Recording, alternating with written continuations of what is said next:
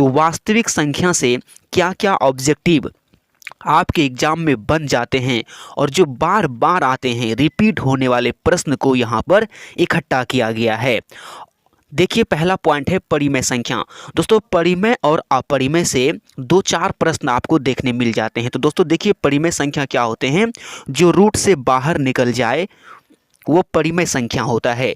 Root 1 ये आपका परिमेय संख्या है, इसका वर्गमूल 1 निकल जाएगा। रूट 4 का 2 निकलेगा, रूट 9 का 3 निकलेगा, रूट 16 का 4 और रूट 25 का 5 निकल जाएगा और रूट 36 का 6 निकलेगा। तो ये सभी परिमेय संख्या हो गए, और भी बहुत सारे हैं।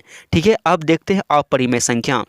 दोस्तों, पाई एक अपरिमेय संख्या है, बहुत बार आपके एग्जाम में आ चुका है। रूट 2 इसका वर्गमूल नहीं निकलेगा तो ये अपरिमेय हो गया। Root 3, root 5, root 6, root 7, root 8 ये सभी आपके अपरिमेय संख्या हो जाएंगे। आपको ये पाई वाला याद रखना है कि पाई अपरिमेय संख्या है।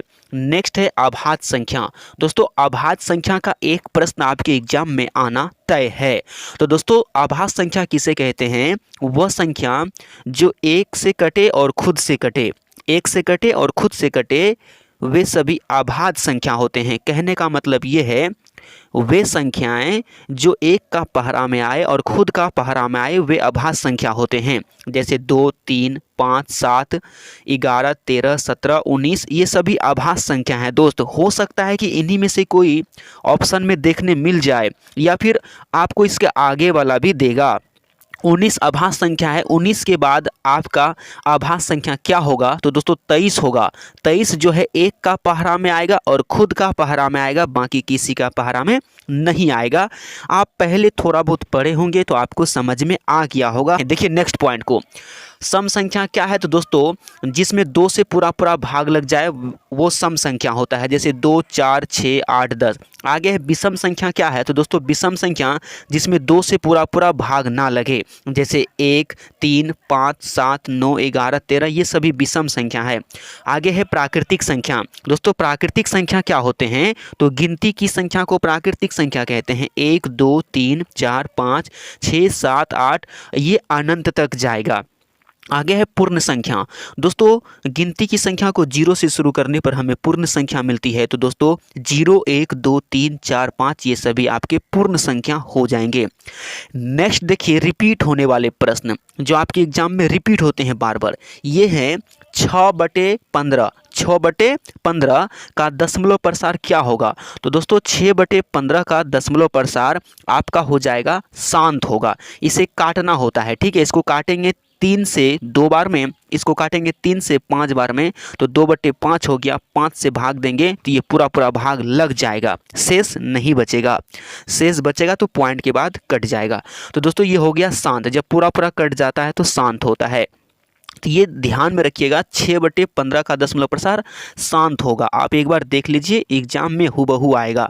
नेक्स्ट है 625 के अभाज्य गुणनखंड में 5 का घात होगा। यानी 625 को यदि आप तोड़ेंगे तो 5 जो है 4 बार आने वाला है। 5 कितना बार आने वाला है? 4 बार आने वाला है। तो 5 का घात यानी इस पर घात कितना होगा? तो 5 पर पावर 4, तो इसका आंसर होगा 4। नेक्स्ट प्रश्न को देखिए। नेक्स्ट प्रश्न जो आपकी एग्जाम में हूबहू आता है कि लघुत्तम गुना आपका लघुत्तम समापवर्तक गुना महत्तम समापवर्तक यानी एलसीएम गुना एचसीएफ बराबर क्या होता है? तो ए गुना बी यानी पहली संख्या गुना दूसरी संख्या। नेक्स्ट प्रश्न देखिए, जो रिपीट होते हैं, 2 परिमेय संख्या के बीच परिमेय संख्या। दोस्तों 2 परिमेय संख्या के बीच परिमेय संख्या अनंत होता है। बस आपको इसमें कुछ नहीं करना, बस इसे याद कर लीजिए। 2 परिमेय संख्या के बीच परिमेय संख्या कितना होता है? तो अनंत होता है। नेक्स्ट है 2 क्रमिक सम संख्या का मोसो यानी एचसीएफ क्या होता है? तो दोस्तों 2 होता है। 2 क्रमिक सम संख्या का मोसो यानी एचसीएफ 2 होता है। यानी आप कोई भी 2 सम संख्या ले लीजिए क्रमिक, ठीक है। जैसे 2 लिए तो 2 के बाद 4 लेना है। क्रमिक का मतलब ये होता है तुरंत बाद वाला। तो 2, 4 का जब हम मोसो निकालेंगे तो 2 ही होगा। यदि आप 8 लेंगे और फिर 10 लेंगे तो इसका भी मोसो 2 होगा। तो बस ये याद करने वाला पॉइंट है, आप इन्हें याद कर लीजिए कि 2 क्रमिक सम संख्या का मोसो 2 होता है। एग्जाम में आएगा, आप 2 पर टिक मार दीजिए। देखिए दो या दो से अधिक आभास संख्या का मोसो क्या होता है? तो दोस्तों एक होता है। बहुत बार रिपीट हुआ है प्रश्न, दो या दो से अधिक आभास संख्या का मोसो क्या होता है? एक। कोई भी आप आभास संख्या ले लीजिए, 2 3 4 5, ठीक है, आभास संख्या ले लीजिए, सबका यदि आप एचसीएफ निकालेंगे तो एक ही होगा। आभास संख्या 3 ले लीजिए, आभास संख्या 5 ले लीजिए, आभास संख्या 7 ले लीजिए, इन सभी का आप मोशन निकालेंगे तो एक आएगा, ठीक है। चलिए नेक्स्ट पॉइंट को देखिए, यूक्लिड विभाजन एल्गोरिथम द्वारा क्या निकाला जाता है? तो दोस्तों एचसीएफ यानी मोशन निकालते हैं।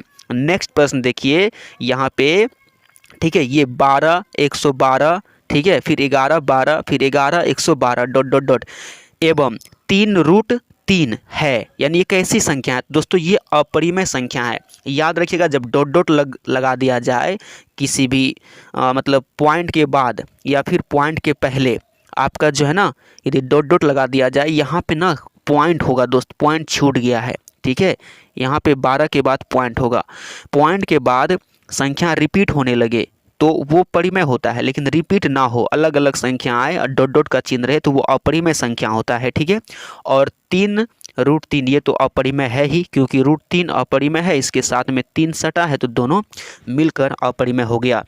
नेक्स्ट देखिए, नेक्स्ट है 0.6 पर रेकरिंग है। 0.6 पर रेकरिंग को भिन्न में या परिमेय संख्या में बदले, रिपीट वाला प्रश्न है दोस्तों, कुछ नहीं करना है, एक अंक पे रेकरिंग है तो एक 9 नीचे लगा देना है बस, तो 6/9 होगा, काटने पर 2/3 मिल जाएगा।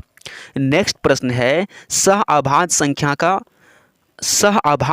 का जो एचसीएफ है वो कितना होता है? दोस्तों सह आभास संख्या का एचसीएफ 1 होता है, याद रखिएगा। चलिए चैप्टर 1 से बस यही पॉइंट पूछे जाते हैं आपके एग्जाम में, बस आप इन्हें देख लीजिए, बस यहीं से क्वेश्चन देखने मिल जाएगा।